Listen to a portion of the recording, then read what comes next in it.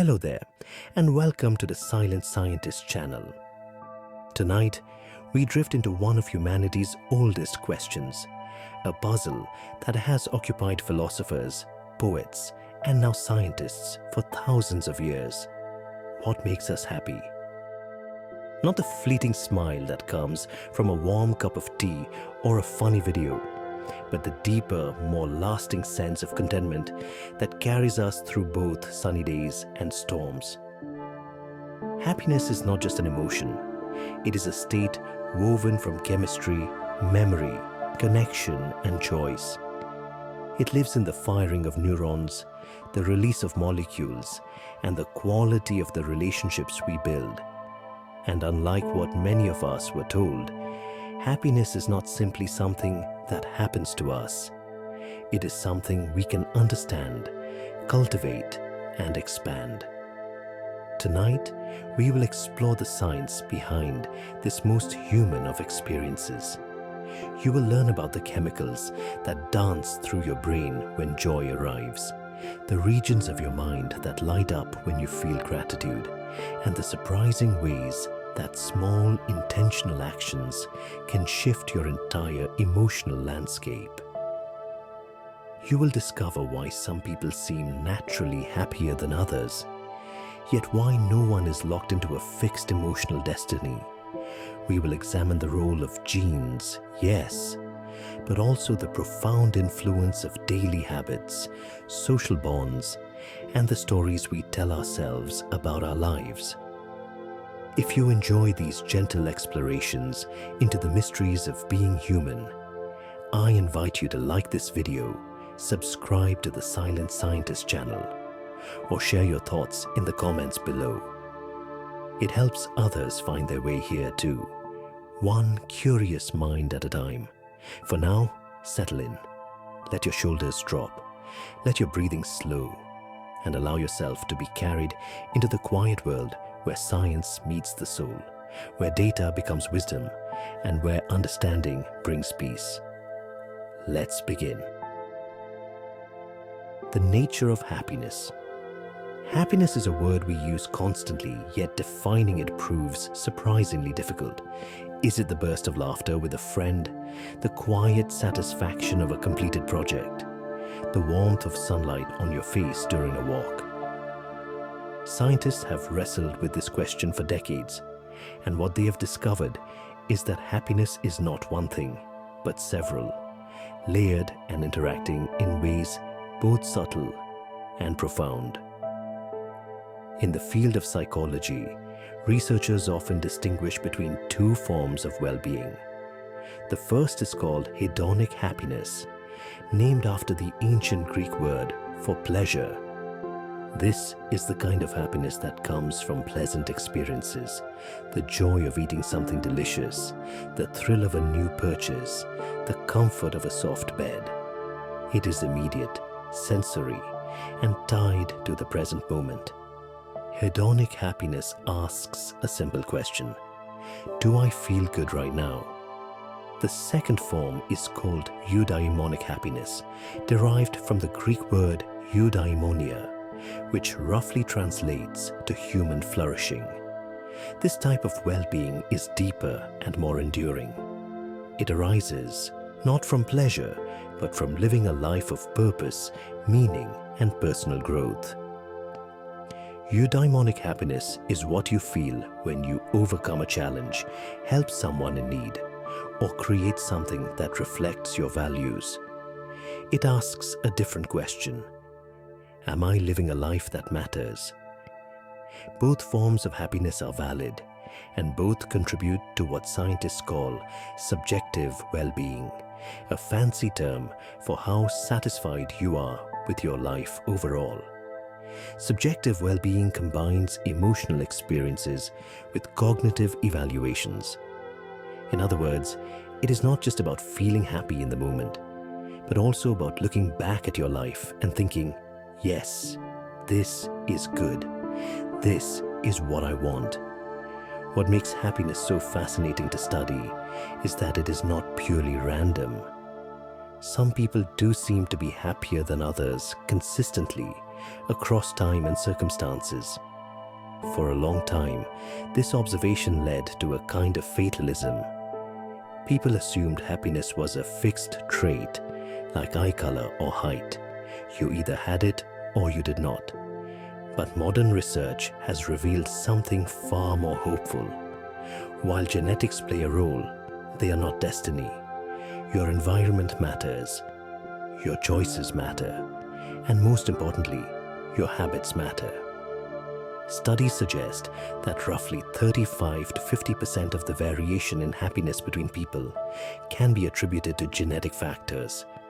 That leaves a significant portion, perhaps half or more, influenced by life circumstances and intentional activities. This means that even if you were not born with a naturally sunny disposition, you can still cultivate greater well-being through deliberate practice. You can train your brain to notice joy, to savor positive moments, and to build connections that sustain you. The science of happiness is not about pretending that life is easy or that suffering does not exist.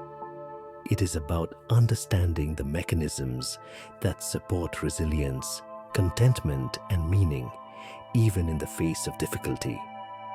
It is about learning how your brain works, so you can work with it rather than against it. And it is about recognizing that happiness is not a destination you reach once and stay forever.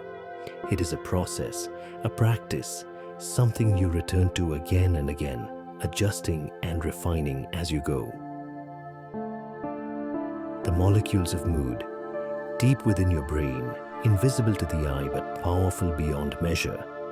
Tiny molecules are constantly being released, traveling between neurons and shaping everything you feel. These chemicals are the language your brain uses to communicate with itself, and they are the biological foundation of happiness. Understanding them does not diminish the magic of joy. It deepens it. It shows you that the most sublime emotions are not separate from your biology. They are expressed through it. The four main chemicals associated with happiness are often referred to by the acronym DOSE: dopamine, oxytocin, serotonin, and endorphins. Each one plays a distinct role in how you experience well-being, yet they also interact, creating a symphony of signals that shape your mood from moment to moment. Let us begin with dopamine, often called the reward molecule. Dopamine is released when your brain anticipates something good. Notice the word anticipate. Dopamine is not primarily about the pleasure itself, but about the expectation of it. When you are working toward a goal, when you are excited about an upcoming event, when you are hunting for something you want, your brain floods with dopamine. This chemical creates motivation, focus, and the sense that something wonderful is just around the corner. Imagine you are planning a vacation. As you research destinations, book flights, and pack your bags, dopamine is rising. The anticipation feels almost as good as the trip itself, sometimes better. This is dopamine at work. It drives you forward, encouraging you to seek out experiences and rewards. Without it, you would lack motivation. You would struggle to initiate actions or feel excitement about the future. Dopamine is produced primarily in two regions of the brain, the ventral tegmental area and the substantia nigra. From there, it travels to the nucleus accumbens, a region involved in pleasure and reward, as well as to the prefrontal cortex, which handles decision-making and planning. When dopamine pathways are functioning well, you feel engaged, curious, and driven. When they are disrupted, as in certain neurological conditions, motivation and pleasure can plummet. Interestingly, dopamine is not just about positive rewards. It also fires when you encounter something unexpected, even if it is uncertain. This is why variable rewards, like checking social media or playing games with unpredictable outcomes, can be so compelling. Your brain releases dopamine in response to the possibility of reward, keeping you engaged even when the actual payoff is minimal. Understanding this can help you recognize when your dopamine system is being hijacked by activities that do not truly serve your well-being. Next, we have serotonin, often called the mood stabilizer. Serotonin is involved in regulating emotions, sleep, appetite, and even body temperature. It creates a sense of calm, contentment, and confidence. When serotonin levels are balanced, you feel steady, less reactive to stress, and more able to appreciate the present moment. When levels are low, you may feel irritable, anxious, or prone to depression. Serotonin is produced in the brain, but surprisingly, about 80% of the body's serotonin is actually found in the gut, where it helps regulate digestion and nutrient absorption. This gut-brain connection is one reason why hunger can make you irritable and why a healthy diet can improve your mood. The gut and the brain are in constant communication, and serotonin is one of the messengers they use. Research has shown that serotonin plays a role in social behavior and confidence. People with higher serotonin levels tend to be less sensitive to rejection and more willing to take social risks. This is why serotonin is sometimes called the confidence molecule. It does not make you arrogant, but it does give you the emotional stability to navigate social situations without excessive fear or self-doubt. Many antidepressant medications, particularly selective serotonin reuptake inhibitors, work by increasing the availability of serotonin in the brain. By preventing neurons from reabsorbing serotonin too quickly, these medications allow the chemical to remain active longer, which can improve mood and reduce anxiety. This demonstrates just how crucial serotonin balance is to emotional well-being. Endorphins are the body's natural painkillers, produced in response to stress, discomfort, or intense physical activity. The word endorphin is a combination of endogenous, meaning produced within the body, and morphine, the powerful pain-relieving drug. Endorphins bind to the same receptors in the brain as opioid drugs, creating feelings of euphoria and relief from pain. You have probably heard of the runner's high, that sense of bliss and invincibility that some people experience during prolonged exercise. This is largely due to endorphins flooding the brain, masking fatigue and creating a sense of well-being. But endorphins are not just for athletes. They are released during laughter, when you eat certain foods, and even when you listen to music that gives you chills. They are part of why laughter is such powerful medicine and why a good cry can sometimes leave you feeling strangely calm. Endorphins also play a role in social bonding. When you laugh with friends or share a joyful experience, endorphins are released, strengthening the connection between you. This is one reason why humor is such an important part of human relationships. It is not just fun, it is neurologically bonding. Finally, we have oxytocin, often called the love hormone or the bonding hormone. Oxytocin is released during intimate moments. When you hug someone you care about, when a mother nurses a baby, when you pet a beloved animal, or when you have a deep, meaningful conversation. It creates feelings of trust, safety, and connection. Oxytocin is produced in the hypothalamus and released by the pituitary gland. It has powerful effects on social behavior, reducing stress and increasing feelings of empathy and generosity. When oxytocin levels are high, You feel more inclined to cooperate with others, to forgive transgressions, and to seek out companionship. This chemical is one reason why social isolation is so painful and why strong relationships are so crucial to well-being. Interestingly, oxytocin also has physical effects. It lowers blood pressure, reduces inflammation, and even speeds wound healing. This shows how deeply intertwined emotional and physical health really are. When you feel loved and connected, your entire body responds positively. These four chemicals do not work in isolation. They interact in complex ways, creating the rich emotional landscape you experience every day. When you anticipate seeing a loved one, dopamine rises. When you embrace them, oxytocin is released. If you laugh together, endorphins join the party. And throughout it all, serotonin helps stabilize your mood, keeping you grounded and present. The interplay between these chemicals is what makes human emotions so nuanced and complex. Consider the experience of falling in love. In the early stages, researchers have found that dopamine floods your brain, creating intense feelings of excitement and motivation. You cannot stop thinking about the person. You feel energized, focused, perhaps even a bit obsessed. Based on what neuroscientists have observed, this appears to be your dopamine system in overdrive, driving you to pursue this potential mate with single-minded determination. As the relationship deepens, oxytocin becomes more prominent.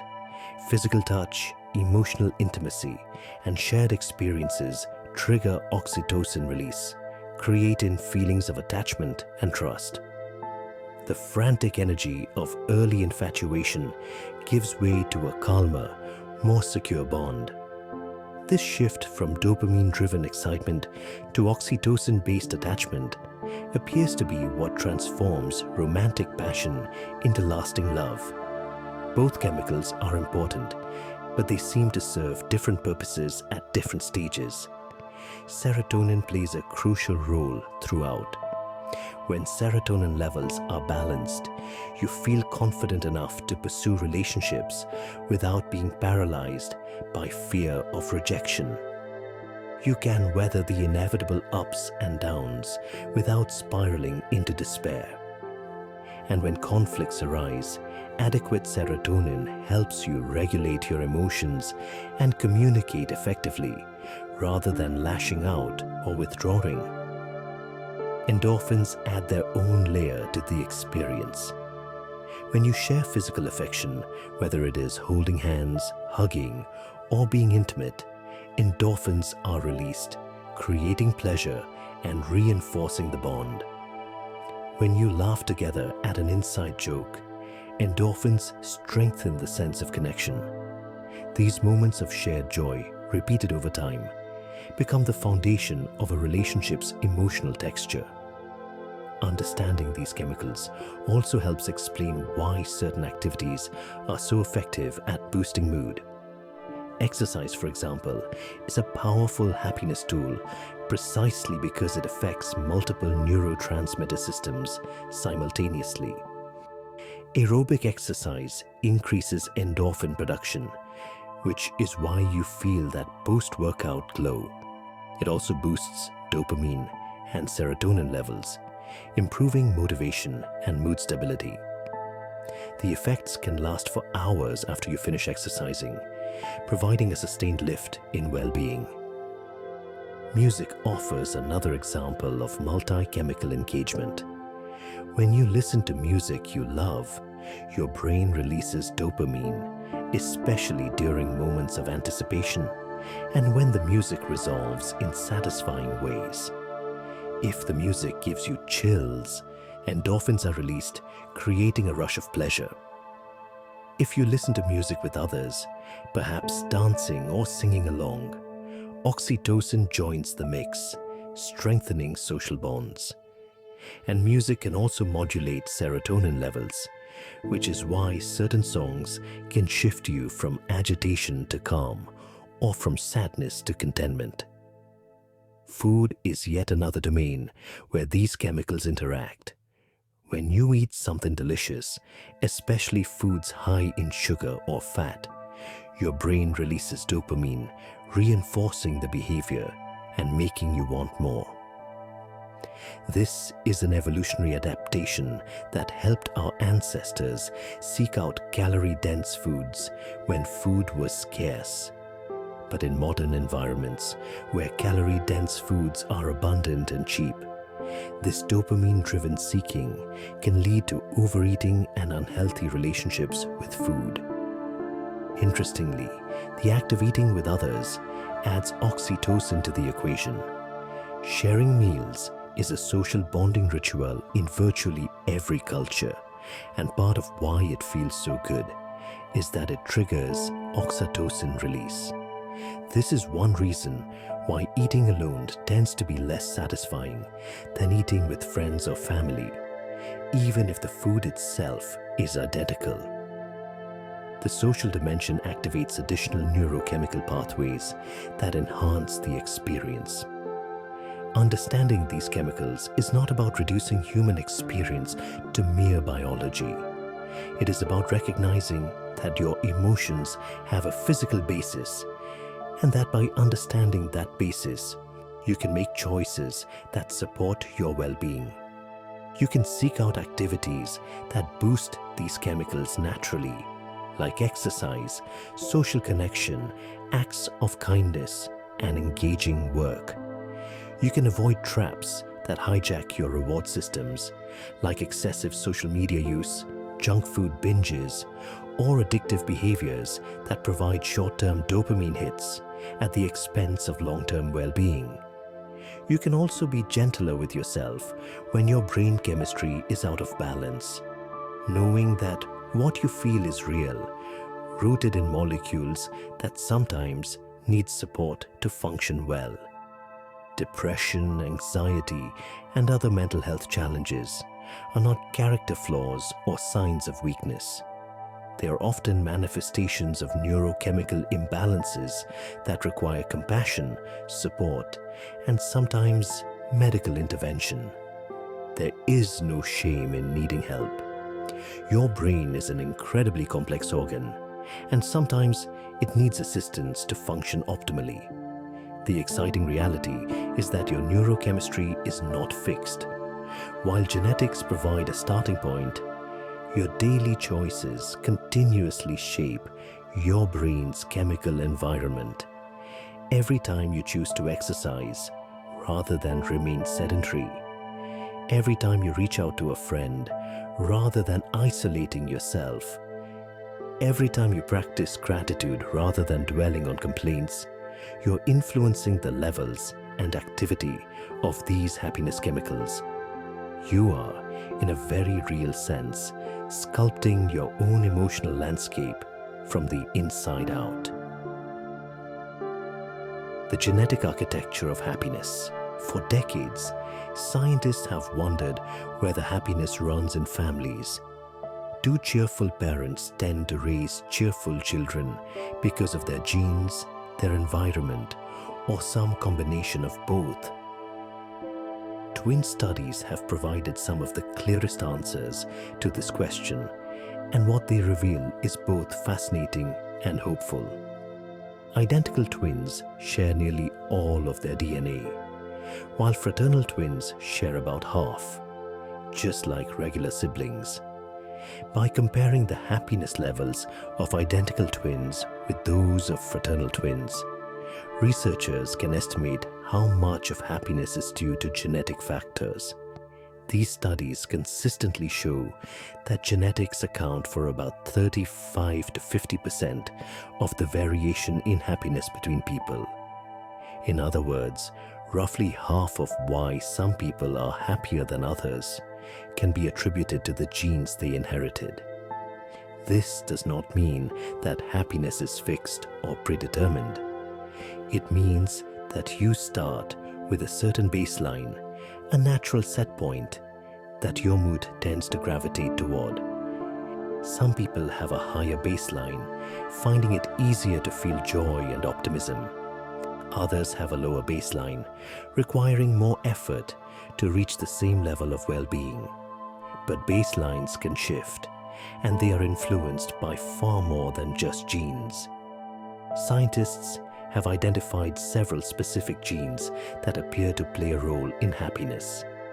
One of the most studied is the serotonin transporter gene, which comes in two forms, a long version and a short version. The long version produces more transporter proteins, which help regulate serotonin levels in the brain.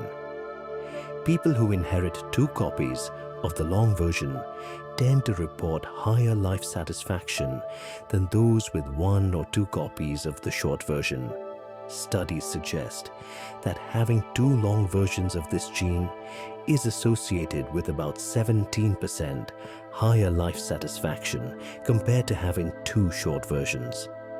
Another gene linked to happiness is MAOA, which produces an enzyme that breaks down neurotransmitters like serotonin, dopamine, and norepinephrine. Variations in this gene can affect how efficiently these chemicals are cleared from the brain, which in turn influences mood and emotional regulation. People with certain versions of MAOA may be more resilient to stress and more prone to positive emotions. But here is where it gets interesting. Genes do not act in isolation. They interact with your environment in a process called gene-environment interaction. For example, someone with a genetic predisposition toward lower serotonin might still be very happy if they live in a supportive environment, engage in regular exercise, and practice gratitude. Conversely, someone with a genetic advantage might struggle if they face chronic stress, social isolation, or poor health. This is why the old nature versus nurture debate is outdated. It is not nature or nurture. It is nature and nurture constantly influencing each other. Your genes provide a starting point, but your choices, your relationships, and your habits shape where you end up. Epigenetics, the study of how genes can be turned on or off by environmental factors, has added another layer to this story. Your experiences can literally change how your genes are expressed. Chronic stress, for example, can alter the activity of genes involved in mood regulation, making it harder to feel happy. But positive experiences, like regular meditation or strong social connections, can also change gene expression in beneficial ways. This means that even if you inherited genes that make happiness harder to achieve, you are not stuck. You have agency. You can create an environment and adopt habits that coax your genes toward greater well-being. You can build a life that supports the neurochemistry you were born with rather than fighting against it. One of the most hopeful findings in happiness research is that the genetic component of happiness does not doom anyone to a life of misery, nor does it guarantee a life of bliss. It simply sets a range, a window of possibility. Within that range, you have enormous power to influence where you land. The practices we will explore later in this journey, gratitude, social connection, mindfulness, acts of kindness, all work within that range, helping you move toward the higher end of your personal potential. So yes, some people are born with a head start when it comes to happiness. But the race is not over at birth. It is a long, winding marathon, and how you run it matters far more than where you started. Said, the brain's happiness centers. Your brain is not a single unified organ. It is a collection of specialized regions, each with its own role, communicating through intricate networks of neurons. When you experience happiness, multiple regions light up, working together like an orchestra, playing a complex symphony. Understanding which parts of the brain are involved in happiness can help you appreciate the richness of this emotion and recognize why it is so multifaceted. The prefrontal cortex, located at the front of your brain, just behind your forehead, is one of the most important regions for happiness.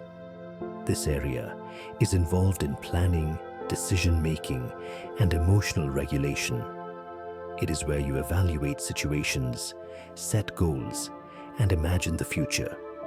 The left side of the prefrontal cortex, in particular, has been associated with positive emotions and approach behaviors. The drive to move toward rewarding experiences. People who show more activity in the left prefrontal cortex tend to report higher levels of happiness and resilience. The right prefrontal cortex, in contrast, is more associated with negative emotions and avoidance behaviors. When this area is more active, you may feel anxious, fearful, or withdrawn. The balance between left and right prefrontal activity is thought to influence your overall emotional tone. Some researchers believe that mindfulness meditation can shift this balance, increasing left-sided activity and making you more prone to positive emotions.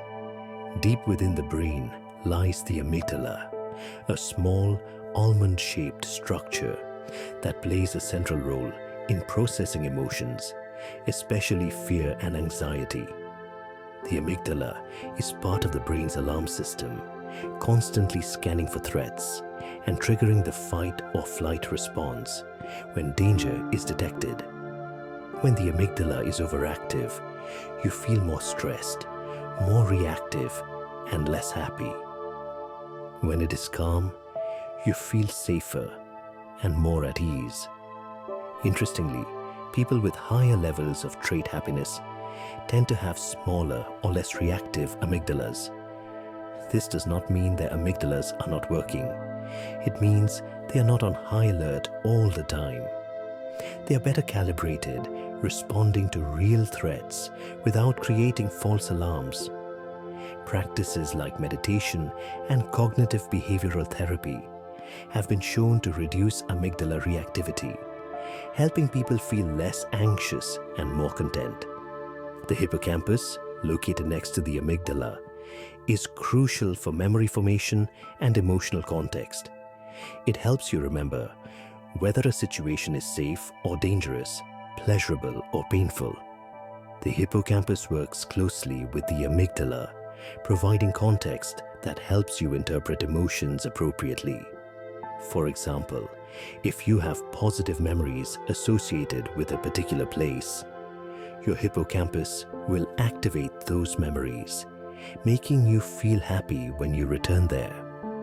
Chronic stress can damage the hippocampus, shrinking its volume and impairing its function.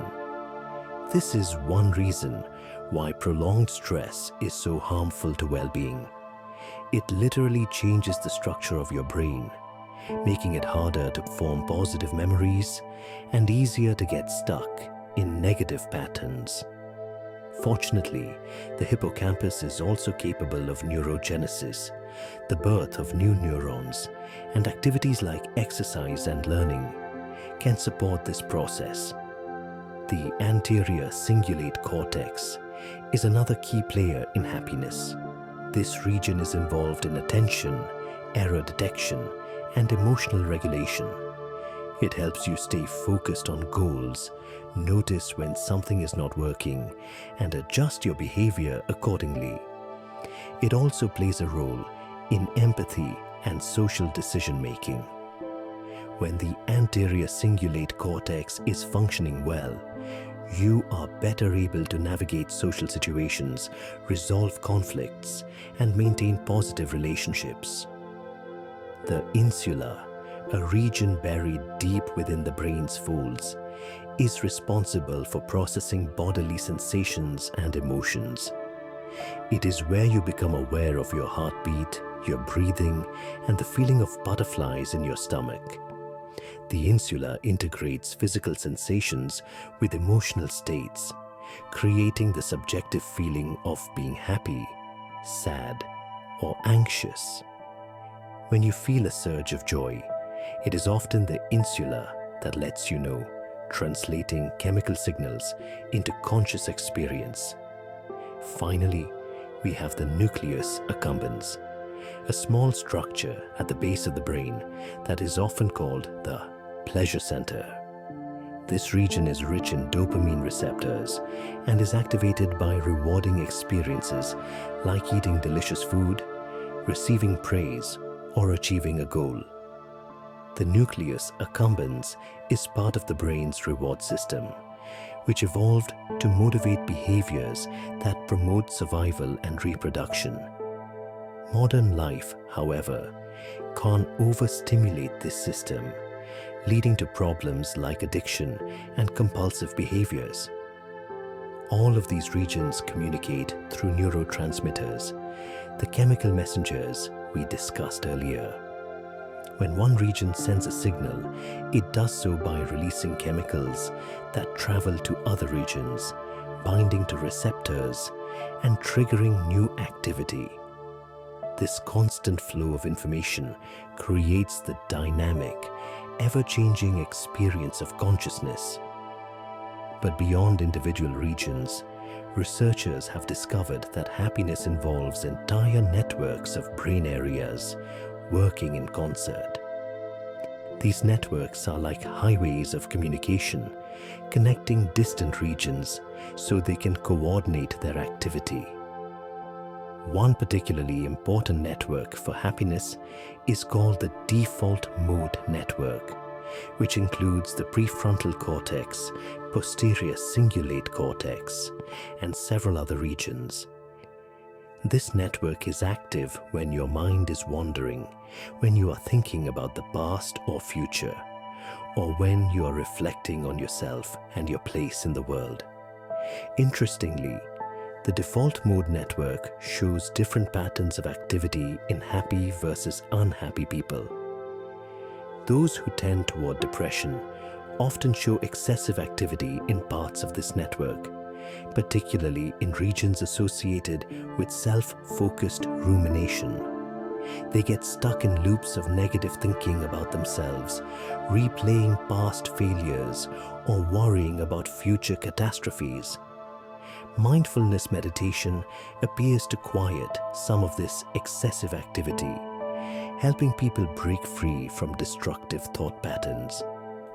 Another crucial network is the salience network, which includes the anterior cingulate cortex and the insula. This network helps you determine what is important and worthy of your attention. It acts as a filter, deciding which of the millions of sensory inputs bombarding you every second deserve your conscious awareness. When this network functions well, you notice important things, both good and bad, and respond appropriately. When it malfunctions, you might fixate on threats that do not exist or fail to notice opportunities for joy.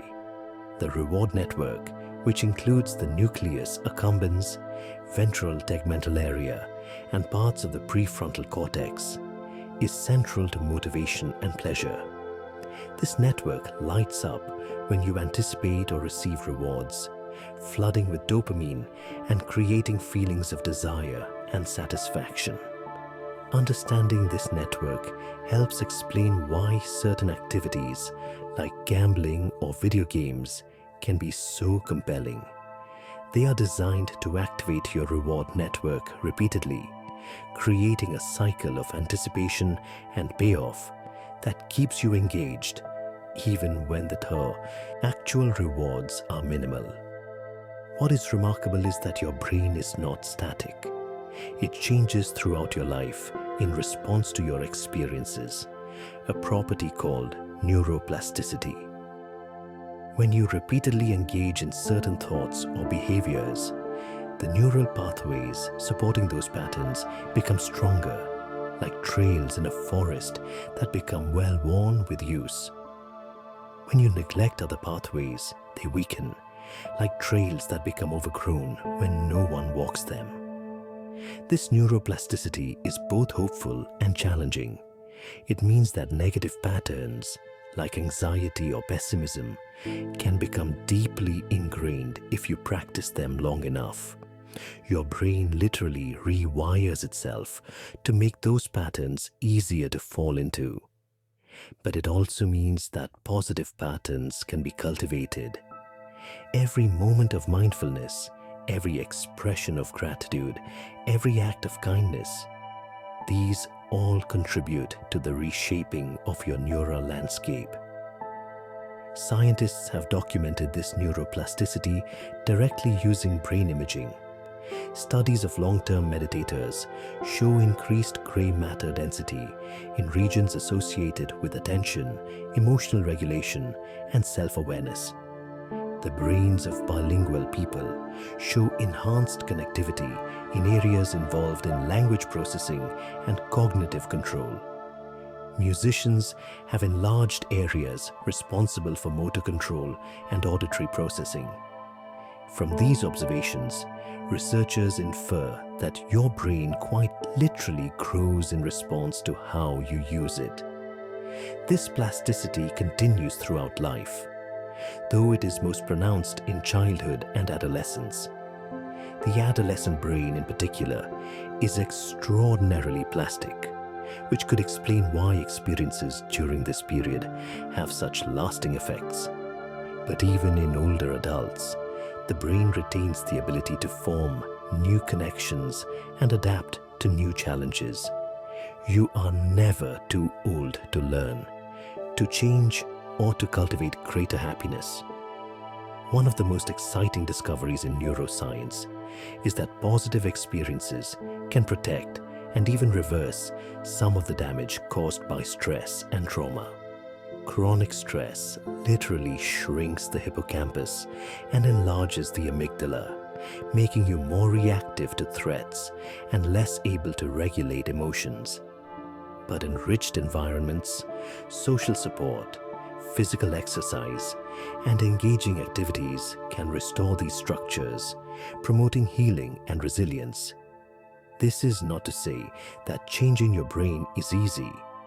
Deep patterns, especially those formed in childhood or reinforced over decades, can be stubborn. A single positive experience will not rewire years of conditioning, but persistent practice, repeated over months and years, absolutely can.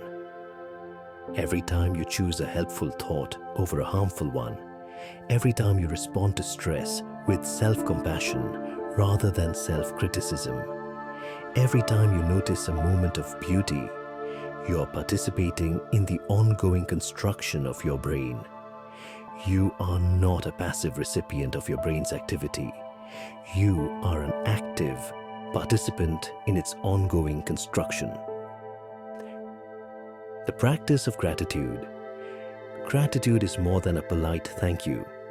It is a profound psychological state that has been studied extensively for its effects on happiness and well-being. When you feel genuinely grateful, when you pause to acknowledge something good in your life, your brain responds in measurable ways. Neural pathways light up, chemicals are released, and over time, your baseline level of happiness can shift upward. Gratitude is derived from the Latin word gratia, which means gratefulness or thankfulness. It is the recognition that something positive has occurred, and that this positive thing is, at least in part, due to forces outside yourself. It could be another person's kindness, a fortunate circumstance, the beauty of nature, or even the workings of your own body. Gratitude acknowledges that you are not entirely self-sufficient, that you benefit from a web of support, both seen and unseen. Research has shown that people who regularly practice gratitude experience a wide range of benefits. They report higher levels of positive emotions, greater life satisfaction, and increased resilience in the face of stress. They sleep better, exercise more, and have stronger immune systems. They are more optimistic about the future and more satisfied with their relationships. These are not trivial effects. They represent a fundamental shift in how people experience their lives. One of the most famous studies on gratitude was conducted by psychologist Martin Seligman at the University of Pennsylvania. Seligman asked participants to write a letter of gratitude to someone who had made a significant positive impact on their lives, but had never been properly thanked. The participants were then instructed to deliver the letter in person and read it aloud. The results were striking. Immediately after the exercise, participants showed a huge increase in happiness, larger than any other intervention Seligman had tested. The effects lasted for about a month, gradually fading, but leaving participants happier than they had been before. This study highlighted something important. Gratitude is most powerful when it is expressed and shared. Simply feeling thankful in your own mind is beneficial, but articulating that gratitude to another person amplifies the effect. It strengthens the bond between you, makes the other person feel valued, and reinforces your own positive feelings. This is why gratitude letters and visits have become a common intervention in positive psychology. Another well-researched practice is gratitude journaling. This involves writing down a few things you are grateful for each day, typically in a notebook or digital document. The items do not need to be grand or life-changing. They can be as simple as a good cup of coffee, a kind word from a stranger, or the warmth of sunlight through a window. The key is consistency and sincerity. Studies have shown that people who keep gratitude journals report increased happiness, reduced symptoms of depression, and greater overall life satisfaction. One study found that participants who wrote down 3 things they were grateful for each night before bed experienced measurable improvements in well-being within just a few weeks. The practice seems to train the brain to notice positive events more readily, counteracting the natural negativity bias that makes us more attuned to threats and problems.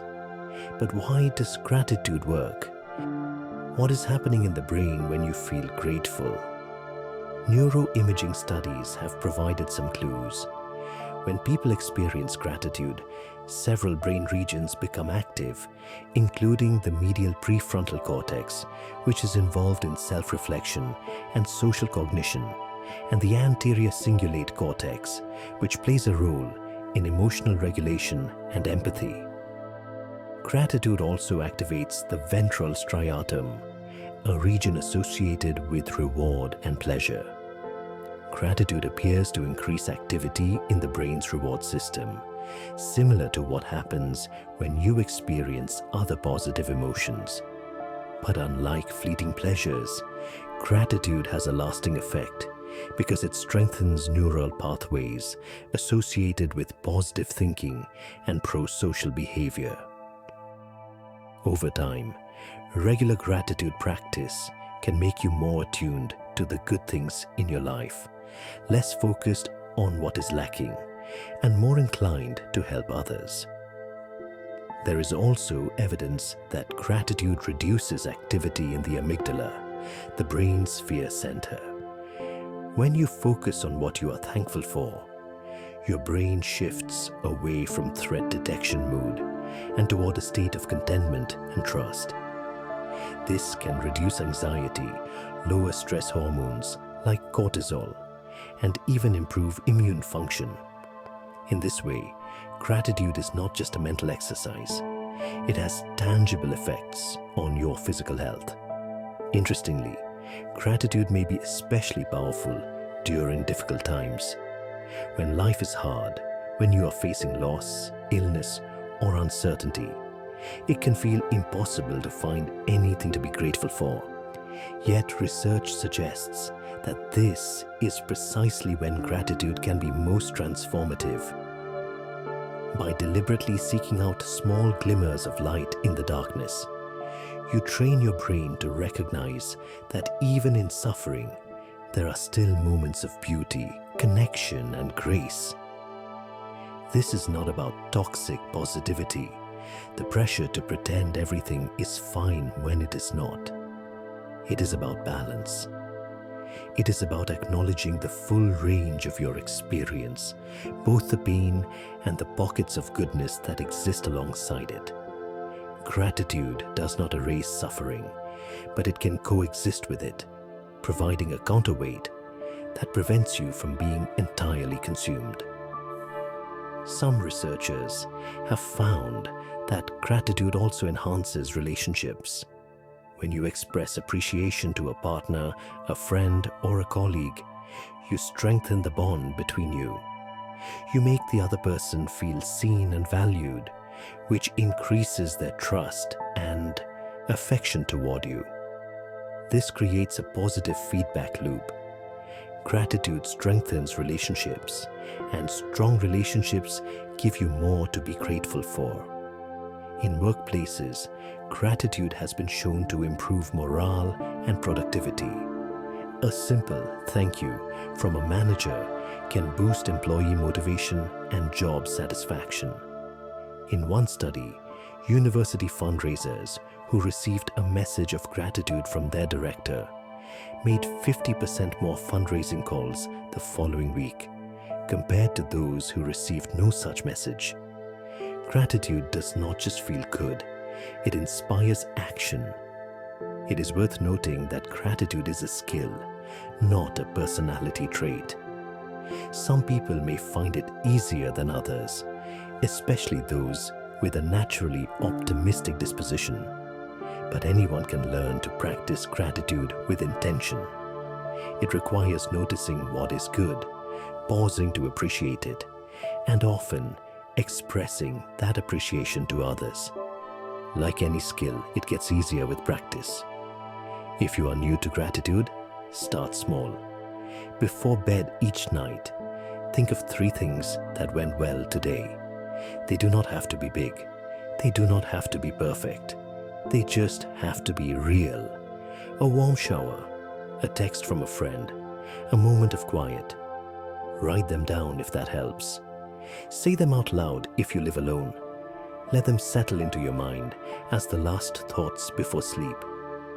Over time, you may notice a shift, not a dramatic transformation, but a subtle opening. You may find yourself noticing beauty more often. You may feel a little less weighed down by stress. You may discover that happiness is not something you have to chase. It is something you can find again and again in the ordinary moments that make up your days. The power of social connection. Humans are social creatures. This is not a metaphor or a cultural construct. It is a biological reality. Your brain evolved in groups, and it is wired to seek connection, cooperation, and belonging. When you are isolated, your brain interprets it as a threat, triggering stress responses that can damage your health. When you are connected, your brain releases chemicals that promote well-being, resilience, and even longevity. The quality of your relationships may be the single most important factor in determining your happiness. This insight comes from one of the longest-running studies in psychology, the Harvard Study of Adult Development. Started in 1938, this remarkable project has followed 2 groups of men for more than 85 years, tracking their health, relationships, careers, and overall well-being. The original participants included Harvard students and young men from Boston's inner city. Over the decades, researchers have interviewed them repeatedly, collected medical records, and even extended the study to include their spouses and children. The findings from this study are profound and consistent. The clearest message, according to the study's director, Robert Waldinger, is this: good relationships keep us happier and healthier. Not money, not fame, not career success. Relationships, people who were more socially connected to family, friends, and community were happier, physically healthier, and lived longer than those who were less well connected. Loneliness, in contrast, was toxic. People who were more isolated reported being less happy, experienced declines in health earlier in life, and died younger. What was most striking was that the quality of relationships mattered far more than the quantity. It was not about how many friends you had or whether you were in a relationship. It was about the depth and authenticity of those connections. People who had at least one or two close, trusting relationships where they felt they could truly be themselves were far happier than those who had many acquaintances, but no one they could really count on. The study also found that relationship satisfaction at age 50 was a better predictor of physical health at age 80 than cholesterol levels were. People who were satisfied with their relationships in midlife had better health outcomes decades later, even after controlling for factors like smoking, drinking, and exercise. Good relationships, it turns out, are not just emotionally fulfilling, they are physiologically protective. Other research has confirmed and extended these findings. A meta-analysis examining data from more than 300,000 people found that individuals with strong social connections had a 50% increased likelihood of survival compared to those with weaker connections. The effect was comparable to quitting smoking and was larger than the effects of obesity or physical inactivity. Social isolation, in other words, is as dangerous to your health as smoking 15 cigarettes a day. Why are relationships so powerful? Part of the answer lies in stress. Social connection helps buffer you against stress by providing emotional support, practical assistance, and a sense that you are not facing challenges alone. When you have someone to talk to, someone who listens and cares, research suggests that your body's stress response is dampened. Your heart rate slows, your blood pressure drops, and your levels of cortisol, the stress hormone, decrease. Relationships also trigger the release of oxytocin, the bonding hormone we discussed earlier. Oxytocin has anti-inflammatory effects, improves immune function, and even speeds wound healing. When you hug someone you love, when you have a deep conversation, when you feel truly seen and understood, oxytocin floods your system. This creates a sense of safety and trust that appears to reverberate through your entire body, influencing everything from inflammation to immune response. Beyond the biological mechanisms, relationships also influence behavior. People who have strong social support are more likely to engage in healthy behaviors like exercising, eating well, and getting regular medical care. They are also more likely to have a sense of purpose and meaning in life, which itself is associated with better health and longevity. When you feel connected to others, you feel like your life matters, and that sense of mattering motivates you to take care of yourself. Interestingly, the benefits of social connection extend to the giver as well as the receiver. When you help someone else, when you offer support or express gratitude, you experience a boost in happiness and well-being. This is sometimes called the helper's high, a surge of positive emotions that comes from pro-social behavior.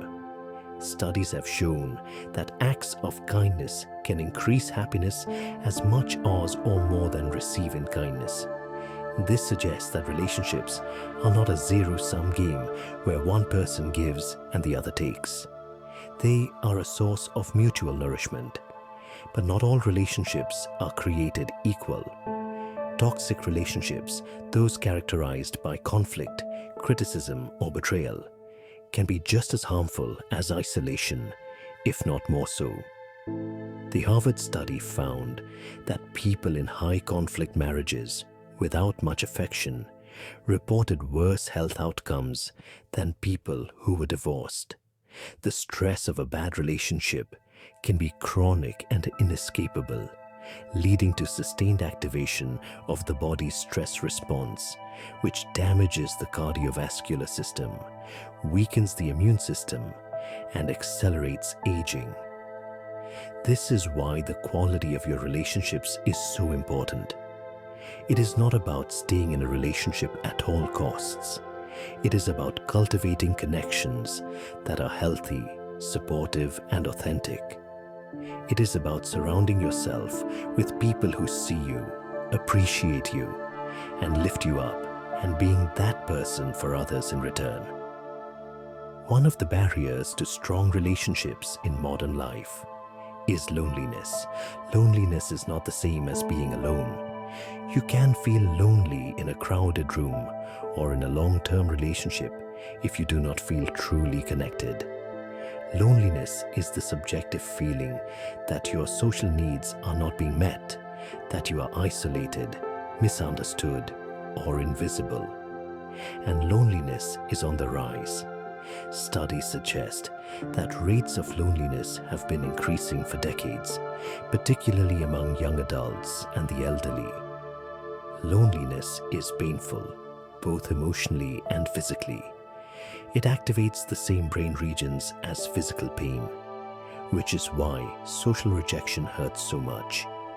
It also triggers the body's stress response, leading to inflammation, weakened immunity, and increased risk of chronic disease. Over time, chronic loneliness can be as harmful to your health as smoking or obesity. The good news is that loneliness can be addressed. Building social connections takes effort, especially in a world that often prioritizes productivity and digital interaction over face-to-face relationship building. But it is possible. Start small, reach out to an old friend, join a group or club based on an interest, volunteer in your community, say hello to a neighbor. These small actions, repeated over time, can gradually build a network of support. Research also suggests that helping others is one of the most effective ways to combat loneliness. When you focus on contributing to someone else's well-being, you shift your attention away from your own isolation and create opportunities for connection. You also build a sense of purpose and meaning, which are themselves powerful antidotes to loneliness. It is also important to distinguish between quantity and quality. You do not need a huge network of friends to be happy. Even one or two close, authentic relationships can make an enormous difference. What matters is that you have someone you can turn to in times of need, someone who knows you and accepts you, someone with whom you can be vulnerable. Finally, do not underestimate the importance of physical presence. While digital communication can help maintain relationships, especially over long distances, it is not a substitute for in-person interaction. Being in the same physical space as another person, making eye contact, hearing their voice, sharing a meal, these experiences trigger neurochemical responses that video calls simply cannot replicate. Whenever possible, prioritize face-to-face time with the people who matter most to you. Relationships are not always easy.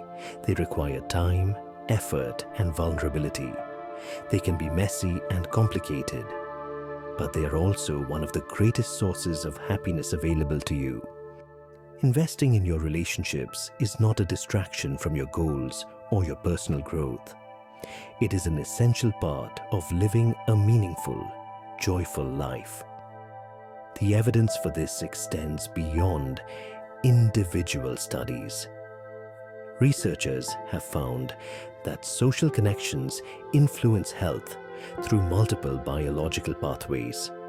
Strong relationships are associated with lower levels of inflammation, a key driver of many chronic diseases, including heart disease, diabetes, and cancer. They are linked to better immune function, with socially connected people showing stronger responses to vaccines and greater resistance to infections.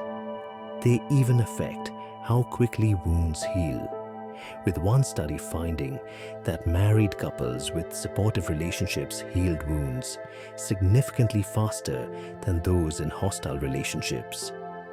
The mechanism behind these physical effects likely involves the stress response. When you feel supported and connected, your body's stress response is dampened. Your levels of cortisol, the primary stress hormone, remain lower.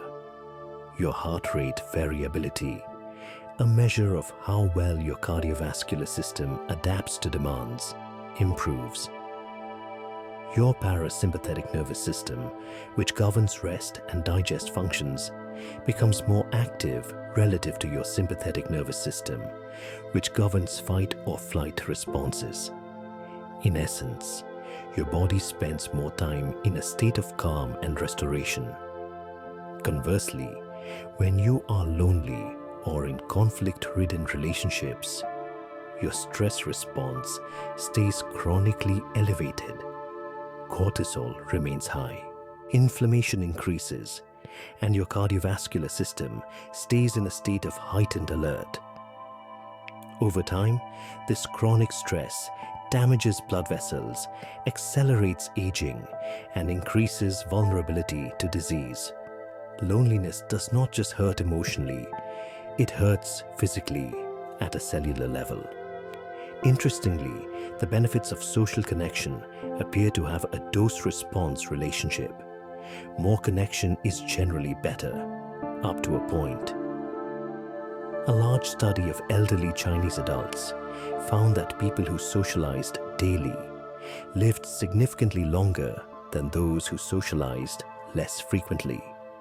Even those who socialized just occasionally lived longer than those who did not socialize at all. But beyond daily interaction, additional socializing did not provide extra longevity benefits. There is a sweet spot where you get maximum benefit without overwhelming yourself. The type of social connection also matters. Research distinguishes between different kinds of social ties. There are strong ties like close family and intimate friends who provide deep emotional support and understanding. There are weak ties like acquaintances, neighbors, and colleagues who provide a sense of community and belonging without requiring intense emotional investment. Both types are important for well-being, but they serve different functions. Strong ties are where you turn in times of crisis, when you need someone who truly knows you and can provide meaningful support. These relationships require ongoing investment, regular communication, and mutual vulnerability. They are the relationships that light up the same brain regions as physical pain when they are threatened or lost, underscoring just how central they are to your sense of self. Weak ties, meanwhile, provide what sociologists call bridging social capital. They connect you to broader networks, expose you to new ideas and opportunities, and give you a sense of being part of a larger community. Brief conversations with a barista, friendly chats with neighbors, casual interactions with co-workers. These may seem trivial, but research shows they contribute significantly to happiness and life satisfaction. They create a sense that you are embedded in a social world, that you are recognized and acknowledged by others. One fascinating finding is that even interactions with strangers can boost happiness. Studies have shown that people who talk to strangers on public transportation, in waiting rooms, or while running errands report feeling happier than those who keep to themselves. This challenges the common assumption that interacting with strangers is awkward or unpleasant. In reality, most people enjoy these brief connections, even though they often avoid them out of shyness or social anxiety. The rise of digital communication has created new questions about social connection. Can online relationships provide the same benefits as face-to-face interaction? The answer appears to be, it depends. Digital communication can certainly help maintain relationships over distance, and it is better than no contact at all. But it is not a perfect substitute for physical presence. Video calls are better than text messages, but even video lacks some of the subtle non-verbal cues that make in-person interaction so rich. You miss body language, you cannot read micro-expressions as easily, and there is no physical touch, which is a powerful channel for oxytocin release. Moreover, social media presents unique challenges. While it can help you stay connected to a large network of people, it can also foster social comparison, envy, and a sense of inadequacy. When you see carefully curated highlights from other people's lives, it is easy to feel that your own life does not measure up. Studies have found that heavy social media use is associated with lower well-being, particularly among adolescents and young adults. The key seems to be using social media intentionally to maintain genuine connections rather than passively scrolling and comparing. Building and maintaining strong relationships in modern life requires deliberate effort. Work demands, geographic mobility, and the lures of digital entertainment can all pull you away from face-to-face interaction. But the investment is worth it. Here are some practical ways to strengthen your social connections. Schedule regular time with people who matter to you. Put it on your calendar like any other important appointment. Life gets busy, and if you do not intentionally make time for relationships, they can gradually fade. Be present when you are with others. Put away your phone. Make eye contact. Listen actively rather than just waiting for your turn to talk. Quality of attention matters more than quantity of time. Show up for the small moments, not just the big ones. Do not wait for birthdays or crises to connect. Send a text to check in. Call just to say hello. Small gestures, repeated regularly, build strong bonds. Be willing to be vulnerable. Share your struggles, not just your successes. Let people see the real you. Vulnerability creates intimacy and trust. Express appreciation. Tell people what they mean to you. Thank them for specific things they have done. Recognition strengthens relationships. Repair ruptures. Conflicts are inevitable in any close relationship. What matters is how you handle them.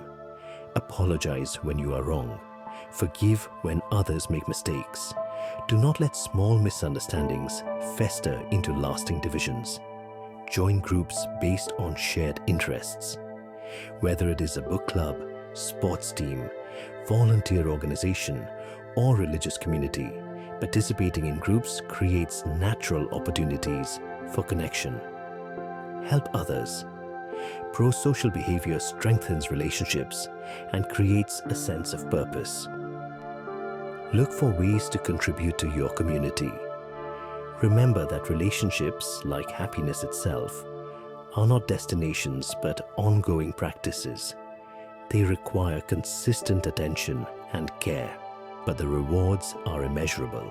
In a life that can often feel uncertain and overwhelming, strong relationships provide an anchor, a source of meaning, joy, and resilience.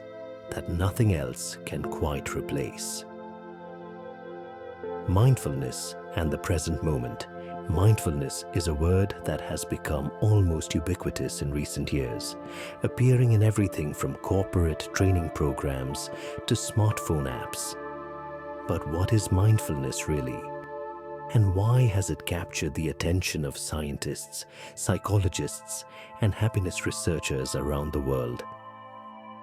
At its core, mindfulness is the practice of paying attention to the present moment with openness, curiosity, and acceptance.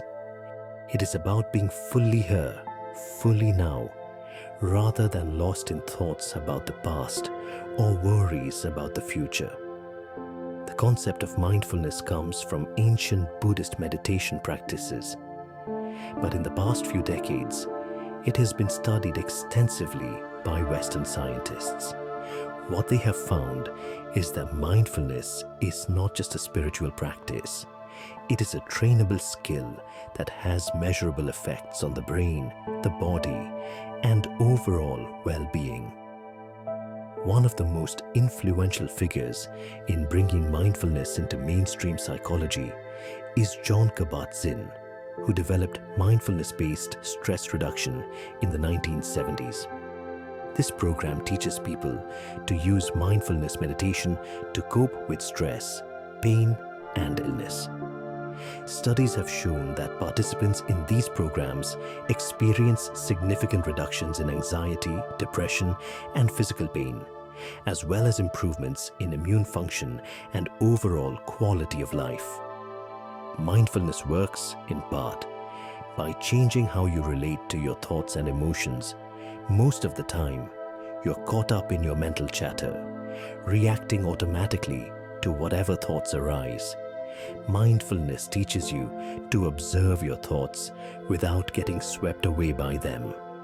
You notice a thought, you acknowledge it, and then you let it go, returning your attention to the present moment. This creates a kind of mental space, a gap between stimulus and response, where you have the freedom to choose how to react. Research has shown that mindfulness meditation can physically change the structure and function of the brain. Studies using brain imaging have found that regular meditation increases gray matter density in regions associated with learning, memory, emotional regulation, and perspective taking. It also decreases activity in the amygdala, the brain's fear center, making people less reactive to stress. One study at Harvard found that participants who completed an 8-week mindfulness meditation program showed increased activity in the left prefrontal cortex, the region associated with positive emotions, and decreased activity in the right prefrontal cortex, associated with negative emotions. This shift in brain activity correlated with reports of reduced stress and increased well-being. Mindfulness also affects how you experience positive events. When you are truly present, you are able to savor good moments more fully. Savoring is the practice of deliberately attending to and appreciating positive experiences as they happen. It is the opposite of rushing through life on autopilot. When you savor, you slow down, you notice details, you let the positive feelings sink in. Research has shown that people who are better at savoring positive experiences report higher levels of happiness and life satisfaction. Mindfulness enhances your ability to savor because it trains you to notice what is happening right now, rather than being distracted by thoughts of what you need to do next or what went wrong earlier. When you eat a meal mindfully, you taste each bite. When you walk mindfully, you feel each step. When you talk to a loved one mindfully, you truly listen, absorbing not just their words, but their presence. Mindfulness also has a component called acceptance. This does not mean passively resigning yourself to whatever happens. It means acknowledging reality as it is, without fighting against it or wishing it were different. Acceptance does not preclude change.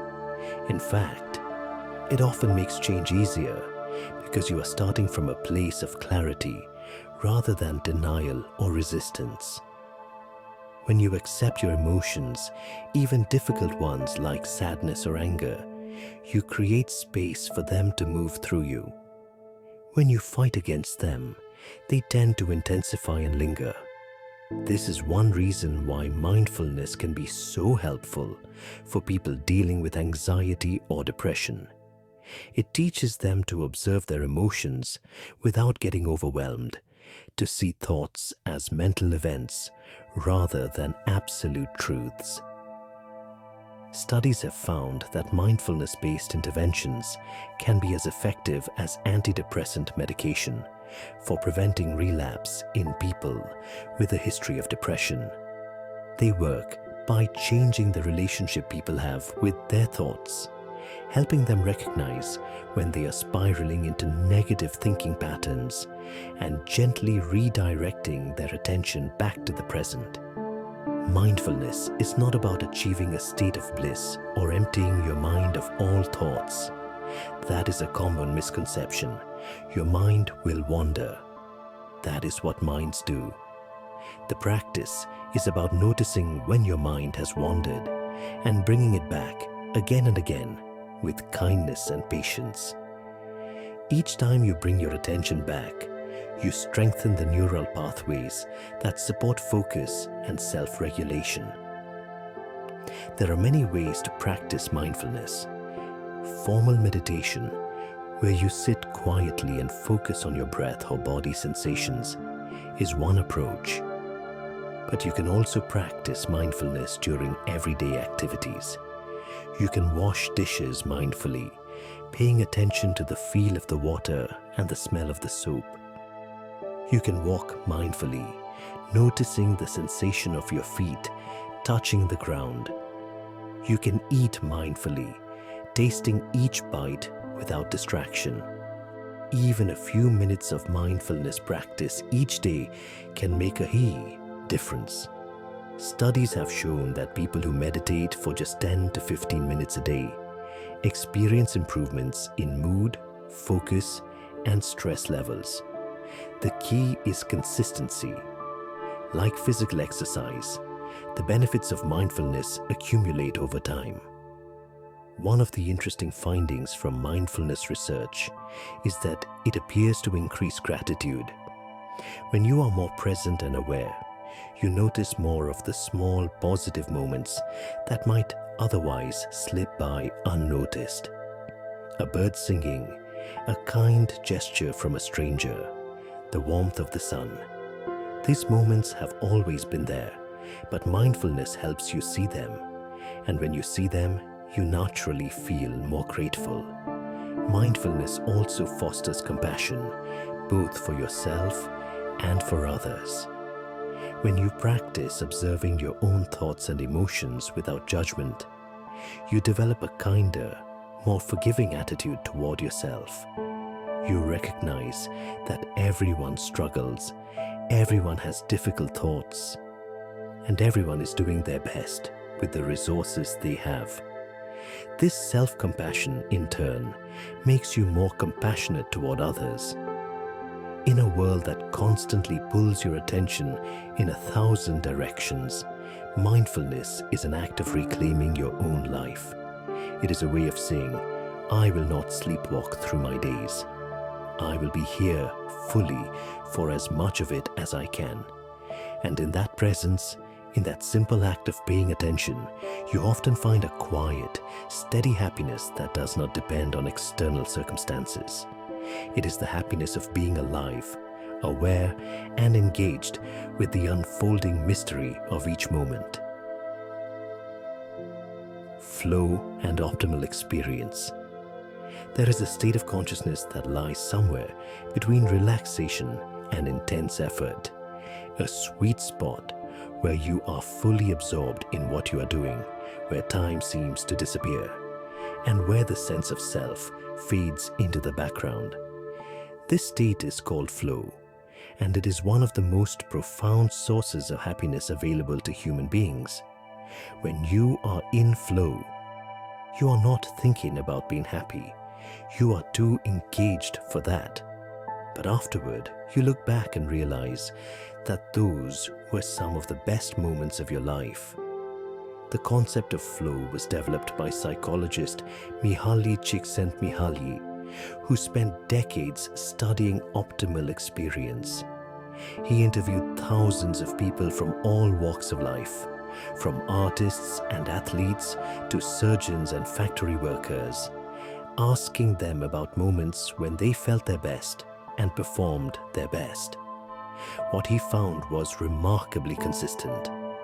Across cultures, ages, and professions, people described a similar state characterized by deep concentration, effortless action, and a sense of merging with the activity. Flow occurs when you are engaged in a task that is challenging but not overwhelming, where your skills are well matched to the demands of the situation. If the task is too easy, you become bored. If it is too hard, you become anxious. But when the challenge is just right, when you are stretching yourself without breaking, flow can arise. You lose track of time. You stop worrying about what others think. You are completely in the zone. Csikszentmihalyi identified several characteristics of flow.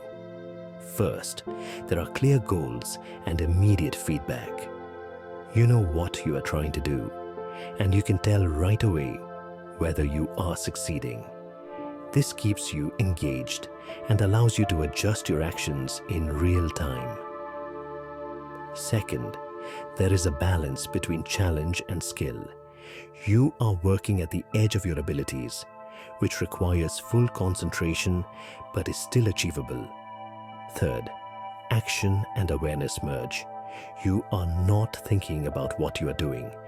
You are just doing it, fluidly and instinctively. During flow, the sense of self fades. You are not worried about how you look or whether you are good enough. You are not judging yourself or comparing yourself to others. The inner critic goes quiet. There is only the task and your engagement with it. This loss of self-consciousness is one reason why flow feels so liberating. For a few moments or a few hours, you are free from the constant chatter of the ego. Flow also involves a distorted sense of time. Sometimes time seems to speed up, and hours pass in what feels like minutes. Other times, time seems to slow down, and you notice details with extraordinary clarity. Athletes often describe being in the zone as a state where everything seems to happen in slow motion, giving them time to react and make split-second decisions. Research has shown that flow is associated with increased activity in the prefrontal cortex, the region of the brain involved in focus and planning, but also with decreased activity in parts of the brain associated with self-referential thinking. Based on these patterns, neuroscientists suggest that flow is a state where you are highly focused but less preoccupied with yourself. You are absorbed in the activity rather than reflecting on your performance. Flow is not the same as pleasure. Pleasure is passive, something that happens to you. Flow is active, something you create through engagement. You might not even feel happy while you are in flow. You might feel intense concentration, even frustration when things do not go as planned. But afterward, you feel deeply satisfied, fulfilled in a way that fleeting pleasures cannot provide. This is one reason why flow is so important for eudaimonic happiness, the kind of well-being that comes from meaning and growth rather than just pleasure. When you experience flow regularly, you are building skills, pursuing goals, and engaging fully with life. You are becoming more of who you are capable of being. And that sense of growth and mastery is profoundly satisfying. Flow can occur in almost any activity as long as the conditions are right. You can experience flow while playing a musical instrument, solving a difficult problem, having a deep conversation, or even doing physical work like gardening or carpentry. The key is that the activity must be intrinsically rewarding, something you do for its own sake rather than for external rewards. When you are only motivated by money, status, or approval, flow is less likely to occur. But when you are motivated by the joy of the activity itself, flow becomes possible. One of the challenges of modern life is that many of the activities we spend our time on are not conducive to flow. Scrolling through social media, watching television, or doing repetitive work that requires little skill or concentration may pass the time, but they do not engage you deeply. They leave you feeling empty rather than fulfilled. If you want to experience more flow, you need to seek out activities that challenge you, that require your full attention, and that you find meaningful. It is also worth noting that flow is not something you can force. You cannot sit down and decide to enter flow the way you might decide to take a nap. Flow arises when the conditions are right, when you are engaged in a task that matches your skill level and captures your interest. But you can create conditions that make flow more likely. You can choose activities that stretch you. You can minimize distractions. You can set aside dedicated time to focus deeply on something you care about. Over time, as you experience more flow, you may notice a shift in your relationship with happiness. You realize that happiness is not something you find in passive consumption or external validation. It is something you create through active engagement with the world.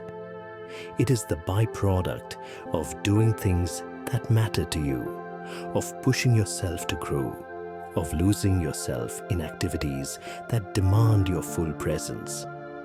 And that realization can be deeply liberating.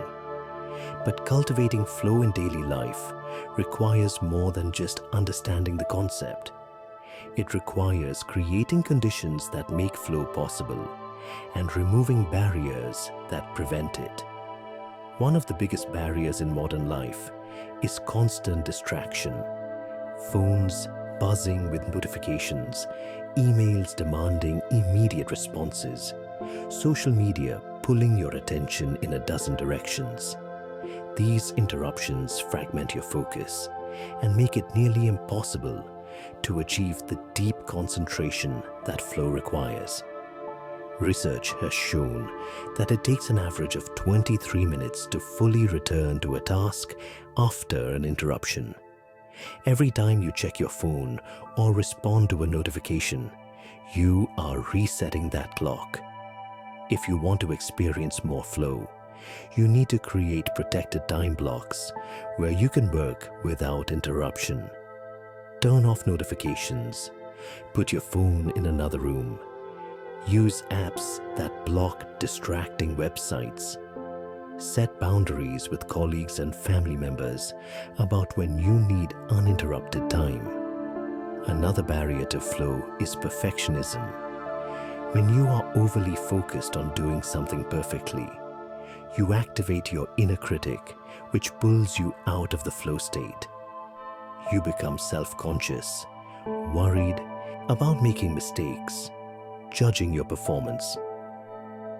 This self-monitoring is the opposite of the merged action and awareness that characterizes flow.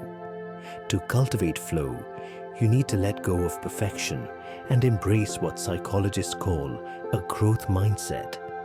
The belief that abilities can be developed through practice rather than being fixed traits. The environment also matters.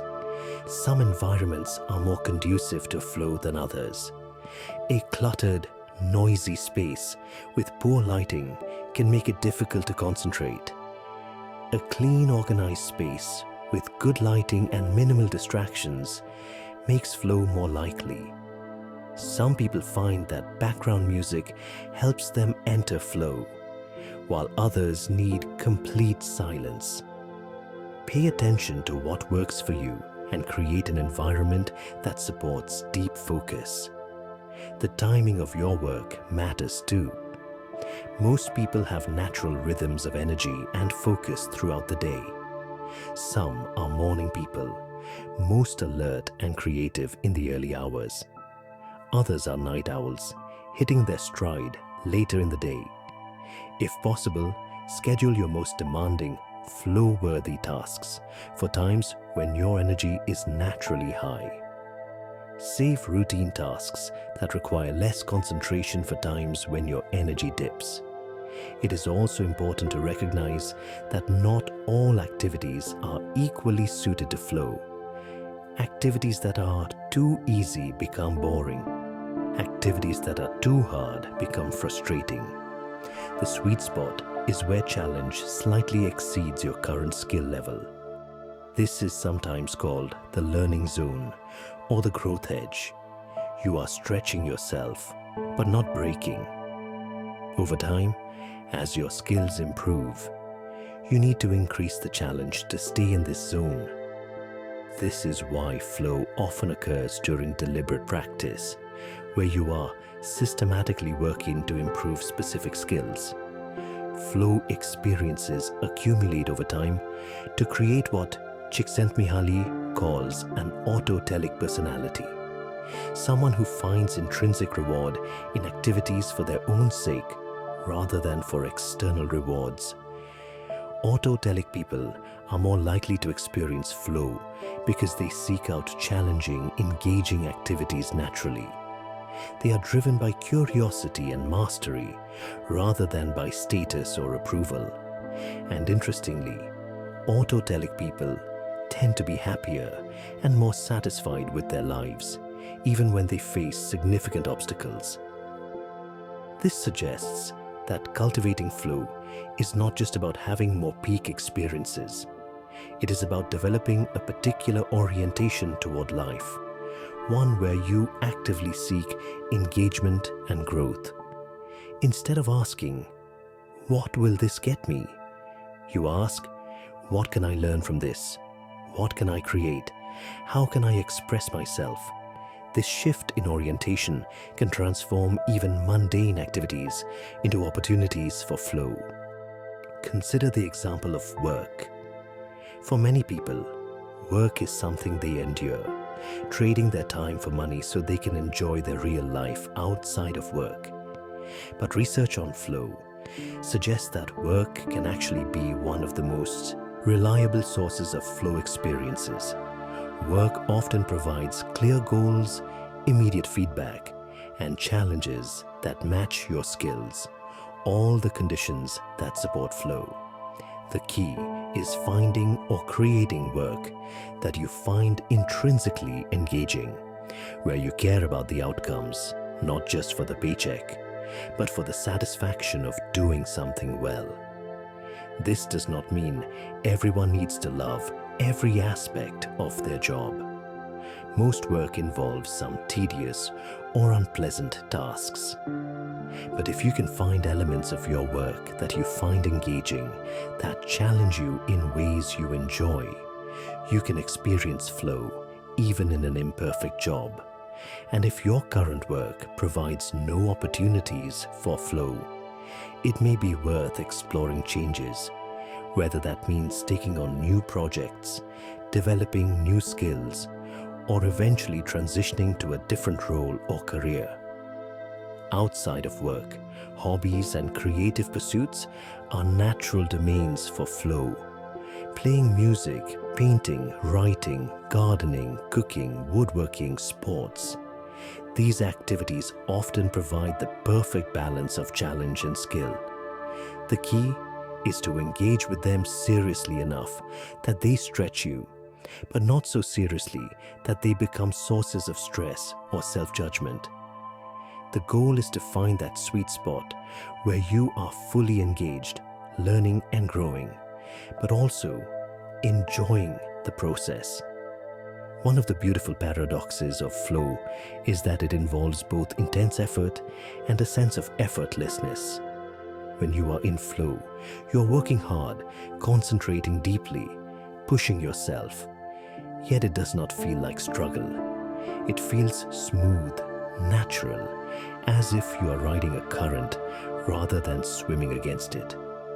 This is because in flow, your attention is fully absorbed in the task itself, not divided between the task and judgments about the task. You are not thinking about how hard you are working or whether you are good enough. You are just doing. This quality of effortless effort is one reason why flow is so satisfying. It shows you what you are capable of when you are fully engaged, when all your resources are aligned toward a single purpose. And those moments when you lose yourself in something you care about, when time disappears and you emerge feeling both exhausted and fulfilled, those moments accumulate into a life that feels rich, purposeful, and deeply worth living. The happiness, set point and adaptation. One of the most puzzling findings in happiness research is that major life events, both positive and negative, often have less impact on long-term happiness than we expect. People who win the lottery, for example, experience a surge of joy, but within a year or two, their happiness levels tend to return to roughly where they were before the windfall. Similarly, people who experience serious injuries or illnesses often report that after an initial period of adjustment, their happiness levels stabilize at something close to their previous baseline. This phenomenon is called hedonic adaptation, and it has profound implications for how we think about happiness. Hedonic adaptation is the tendency of humans to return to a relatively stable level of happiness despite major positive or negative changes in their lives. It is as if each person has a happiness set point, a baseline level of well-being that they gravitate toward regardless of external circumstances. The concept of a happiness set point comes from twin studies and longitudinal research, showing that people tend to maintain fairly consistent levels of happiness over time. If you were a generally happy person in your 20s, you are likely to be a generally happy person in your 60s, even though your life circumstances have changed dramatically. Conversely, if you were prone to dissatisfaction early in life, that tendency often persists. This set point appears to be influenced by genetics, which, as we discussed earlier, accounts for about 35 to 50% of individual differences in happiness. But it is also shaped by personality traits, cognitive patterns, and early life experiences. Some people have a higher set point, finding it easier to bounce back from adversity and to notice the good in life. Others have a lower set point, requiring more effort to maintain a positive outlook. Hedonic adaptation is both a blessing and a challenge. The blessing is that we are remarkably resilient. Even after traumatic events, most people eventually recover emotionally and find a way to move forward. The challenge is that positive changes often do not bring lasting happiness the way we hope they will. We think that getting a promotion, buying a new house, or finding a romantic partner will make us permanently happier. But the happiness boost tends to be temporary. We adapt. The novelty wears off, and we find ourselves back at our baseline, looking for the next thing that will make us happy. This is sometimes called the hedonic treadmill. You chase after things you think will make you happy, but once you achieve them, the happiness fades, and you are left chasing the next thing. You are running hard, but staying in the same place. This is not to say that external circumstances do not matter. They do. Living in poverty, chronic illness, or an abusive relationship will lower your happiness significantly and persistently. But within a reasonable range of life circumstances, people adapt for better or worse. So does this mean happiness is fixed? That there is no point in trying to improve your life because you will just adapt anyway? Not at all. What it means is that if you want lasting happiness, you need to focus less on external circumstances and more on internal practices and mindset. You need to address the processes that determine your set point, not just the events that cause temporary spikes or dips. Research has shown that while people adapt quickly to material improvements like a bigger house or a fancier car, they adapt much more slowly to changes in relationships, meaningful work, and activities that provide ongoing engagement. This is because these things are not static. Relationships require ongoing effort and attention. They change and grow over time. Similarly, engaging in meaningful activities, like learning a new skill or contributing to a cause you care about, provides a continuous stream of challenges and rewards that keep you engaged. This is where the practices we have been discussing come in. Gratitude, mindfulness, social connection, acts of kindness. These are not one-time events. They are ongoing processes that you can return to again and again. You do not adapt to them the way you adapt to a new car, because they are active, not passive. They require your participation, and each time you practice them, they reinforce neural pathways and behavioral patterns that support well-being. Another way to combat hedonic adaptation is through variety. When you do the same thing over and over, it becomes routine and you stop noticing it. But when you introduce novelty, your attention sharpens. This is why travel, new experiences, and stepping outside your comfort zone can boost happiness. They force you to be present and engaged rather than coasting on autopilot. But variety does not have to mean grand adventures. It can be as simple as taking a different route on your daily walk, trying a new recipe, or having a conversation about a topic you have never discussed before. Small variations keep life fresh and prevent you from taking things for granted. One of the most effective strategies for counteracting adaptation is to intentionally savor and appreciate what you have. When you pause to notice and appreciate the good things in your life, you slow down the adaptation process. Gratitude journaling, as we discussed earlier, is one way to do this. By regularly reflecting on what you are thankful for, you keep those things alive in your awareness rather than letting them fade into the background. Research has also shown that anticipating positive events can be as powerful, if not more so, than the events themselves. This is because anticipation engages your dopamine system, creating feelings of excitement and motivation. Planning a trip, looking forward to a concert, or counting down to a visit from a friend can provide days or weeks of happiness before the event even happens. And because you have not yet experienced the event, you have not yet adapted to it. Some researchers argue that the happiness set point is not entirely fixed. While genetics provide a baseline, your habits, environment, and mindset can shift that baseline over time. This is where the concept of neuroplasticity comes back into play. By repeatedly engaging in thoughts and behaviors that promote well-being, you can gradually rewire your brain, making happiness more accessible and resilience stronger. Studies have shown that people who practice meditation, maintain strong social connections, engage in regular physical activity, and pursue meaningful goals report higher levels of happiness over time, even accounting for their initial set point.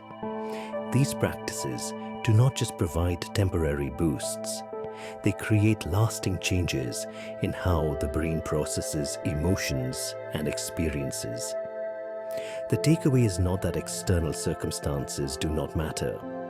They do, especially when it comes to basic needs like safety, health, and social support. But beyond a certain threshold, external changes have diminishing returns. The real work of happiness is internal. It is about cultivating habits and mindsets that support well-being, regardless of what life throws at you. It is about learning to be present, grateful, connected, and engaged. And it is about recognizing that happiness is not a destination you reach, but a practice you return to, again and again, with patience and care. Small actions, profound shifts. If there is one message that runs through all of happiness research, it is this: small actions, repeated consistently, can have a profound impact on your well-being. You do not need to overhaul your entire life. You do not need to wait for perfect circumstances. You can start right now with simple practices that take just a few minutes a day. Over time, these small shifts accumulate, changing not just your mood, but the very structure of your brain. Let us talk about acts of kindness. Helping others, whether through grand gestures or tiny moments of consideration, is one of the most reliable ways to boost your own happiness. Studies have shown that people who perform regular acts of kindness report higher levels of life satisfaction, greater positive emotions, and even improved physical health. Interestingly, the benefits to the giver are often as strong or stronger than the benefits to the receiver. Why does helping others make you happy? Part of the answer lies in the neurotransmitters we discussed earlier. Acts of kindness trigger the release of dopamine, serotonin, and oxytocin, creating what researchers call a helper's high. But there is more to it than chemistry. Helping others connects you to something larger than yourself. It gives you a sense of purpose and meaning. It reminds you that you have agency, that you can make a difference in the world, even if it is just in one person's day. Acts of kindness do not have to be elaborate. They can be as simple as holding the door for someone, offering a genuine compliment, or listening when a friend needs to talk. One study found that people who performed 5 acts of kindness in a single day experienced a significant boost in happiness. The acts did not have to be big. What mattered was the intention to help, the conscious decision to make someone else's life a little bit better. Physical activity is another powerful tool for happiness. Exercise has been shown to reduce symptoms of depression and anxiety, improve mood, and increase overall life satisfaction. The effects are so robust that some studies have found exercise to be as effective as medication for treating mild to moderate depression. And you do not need to run marathons or spend hours at the gym. Even moderate activity, like a 30-minute walk most days of the week, can make a significant difference. Exercise works through multiple pathways. It increases the production of endorphins, those natural painkillers and mood enhancers.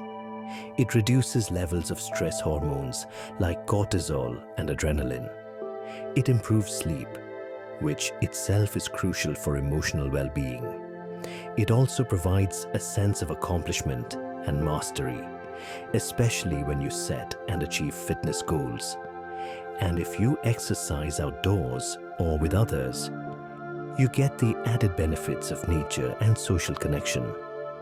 One of the most important factors for happiness is also one of the most overlooked: sleep.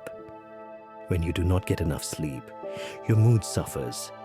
You become more irritable, more reactive to stress, and less able to regulate your emotions. Over time, chronic sleep deprivation can contribute to depression, anxiety, and a host of physical health problems. Yet many people treat sleep as optional, sacrificing it for work, entertainment, or worrying about things they cannot control. Research has shown that even small reductions in sleep can have significant effects on well-being.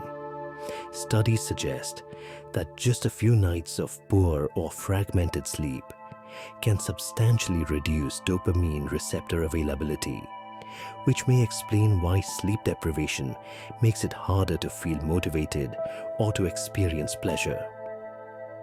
The good news is that improving sleep can improve mood relatively quickly. Prioritizing 7 to 9 hours of sleep per night, maintaining a consistent sleep schedule, and creating a calming bedtime routine can all support better sleep and, by extension, greater happiness. Spending time in nature is another simple but powerful practice. Studies have shown that being in natural environments reduces stress, improves mood, and enhances cognitive function. Even a short walk in a park or sitting under a tree can have measurable benefits. Nature engages your senses in a gentle, non-demanding way, providing a break from the constant stimulation and decision-making of modern life.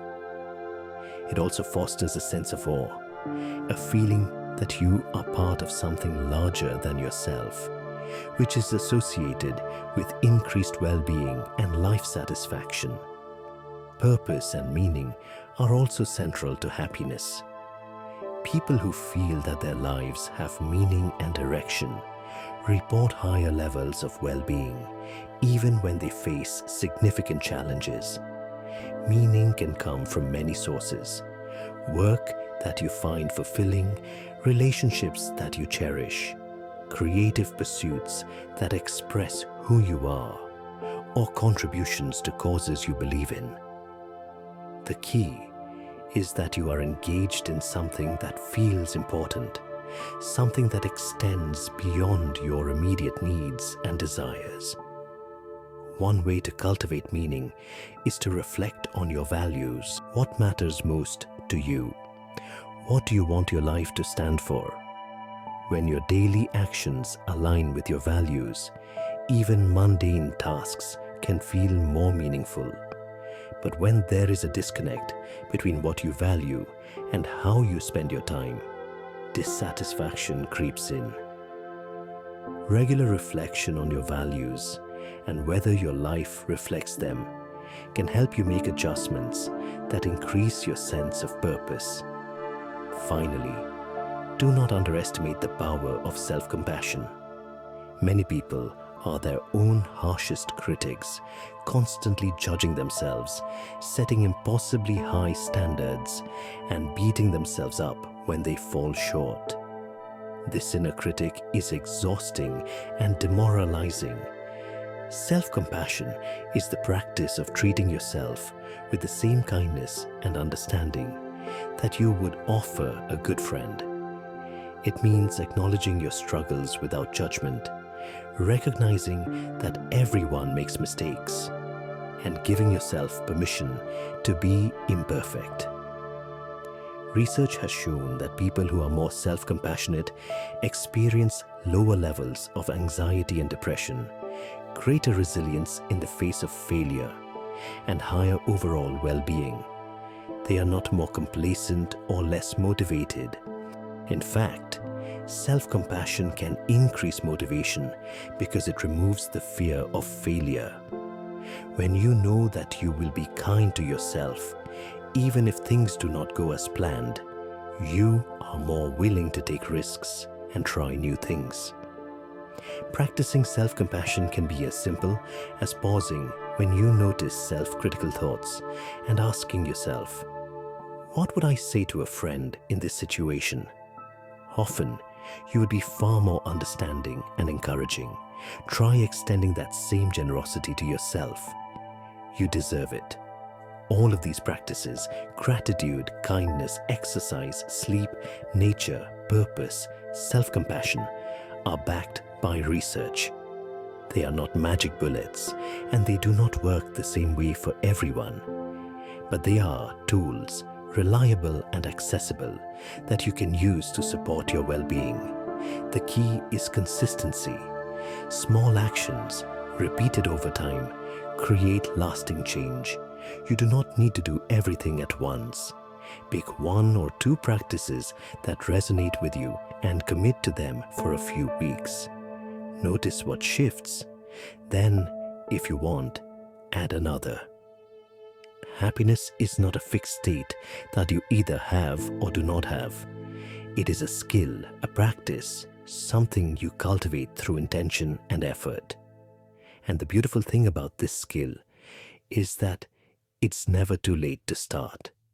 No matter where you are right now, no matter what you have been through, you have the ability to take small steps toward greater well-being. And those small steps over time can lead you to a life that feels richer, more connected, and more joyful than you might have imagined possible. Closing reflections. And so our journey through the science of happiness comes to a gentle rest. We have wandered through the intricate landscapes of neurotransmitters and brain regions, explored the power of gratitude and connection, and discovered that happiness is not a mysterious force beyond our reach. It is something we can understand, something we can practice, something we can build day by day, choice by choice. You have learned that happiness is woven from chemistry, yes, but also from attention, intention, and action. You have seen that while some people may start with genetic advantages, no one is locked into a fixed emotional fate. Your brain is plastic, capable of change throughout your life. Your relationships matter more than almost anything else. Your habits shape your experience, and small, consistent actions can shift your entire emotional landscape. Perhaps most importantly, you have learned that happiness is not about chasing pleasure or avoiding pain.